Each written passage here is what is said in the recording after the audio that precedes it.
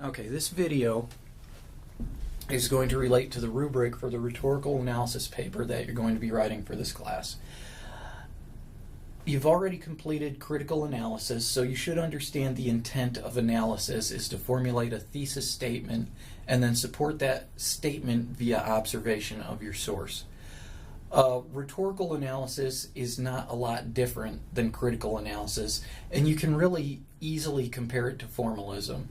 The elements that contribute to a source's successful argument are examined and evaluated. So there are four elements that a rhetorical analysis will examine. The claim itself. In any rhetorical analysis, you need to identify first, what is the author trying to accomplish? Similar to your own thesis statement, an author is going to make a clear statement of intent. The purpose of this research is to prove that cows produce methane because they eat too much grass, or something like that. So identify the claim itself. What side or perspective is being argued? If you don't find that information, if you don't establish that, you really can't progress in your rhetorical analysis, because the next thing that you do is start looking at the modes of appeal, the appeal to logic, emotion, and authority. If you don't know what they're trying to accomplish, it's going to be really challenging to prove that the statistics and information provided to support their perspective have been effectively used. It's going to be challenging to determine whether or not an appeal to emotion is effective in the sense that it is not emotional manipulation, or that it is utilized in a way that's responsible. And finally, it's going to be challenging to establish an author's authority if they don't have a clear position. Once again, think back to I agree with me. If the author clearly doesn't state what he's trying to accomplish or prove, then you're going to have a real challenge on your hands of determining whether or not you can trust him. So, on completing your analysis, you should have sufficient evidence to support your own argument. And your argument is going to be pretty simple. Either the source is well argued or it's not. It effectively proves its point or it doesn't. So for this paper, the rhetorical analysis that you're going to complete, your task is to perform rhetorical analysis. Now, this is a cart before the horse kind of situation, but the final major paper for this course is called a multi-sourced argument paper. It requires that you create an argument and then use several sources to support that argument. In the process of selecting your sources, you have to vet them. You have to read through them and determine which are going to be good sources and which are going to be bad sources. They're going to require scrutiny in order for you to justify using them in your paper. So, for the rhetorical analysis paper that comes before the multi-sourced argument, you will consider a topic that you might choose for your final argument paper. Remember to look at the syllabus. There's a long list of topics that are off limits. Now, by writing this rhetorical analysis paper, you're not committing yourself to the topic for your multi-sourced argument paper. You're just considering potential topics.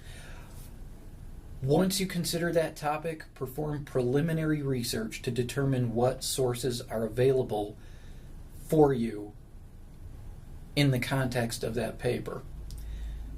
Select the source that you feel will offer the best support for your argument, and the paper itself will rhetorically analyze that source. So what you're going to do is write a fully developed thesis statement. And remember, a fully developed thesis statement contains as many components of the SAMI paradigm as comfortably fit. So, subject is obviously going to be the source that you're examining.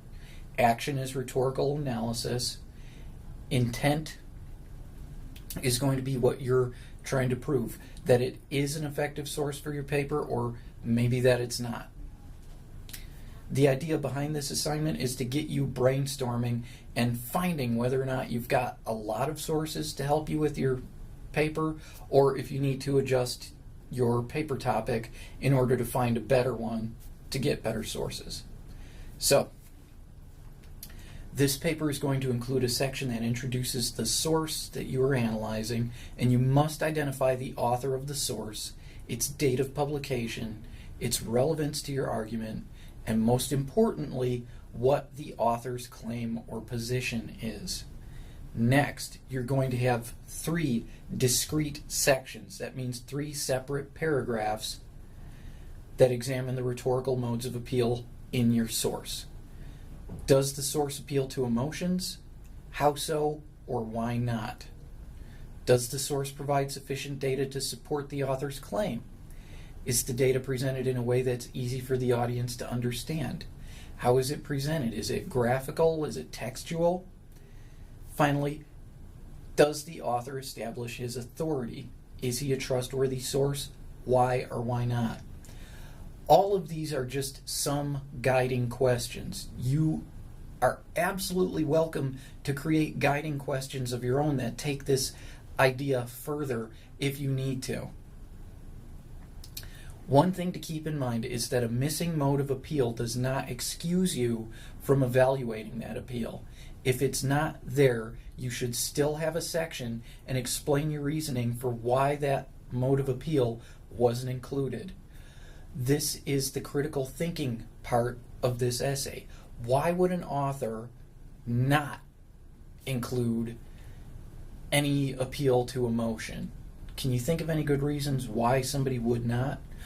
Or conversely, why would an author include that?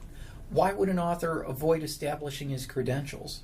One of the readings that we're going to look at is written by a professor who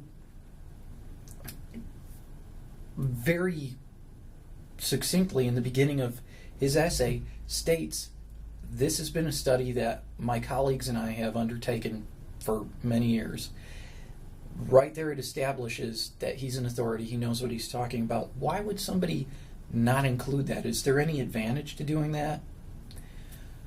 Finally, the end of this paper needs to include a conclusion that offers an evaluation of your source from the rhetorical perspective. Essentially, you're answering this question: is this source still valid in the context of what I wish to accomplish in my argument paper? Why or why not?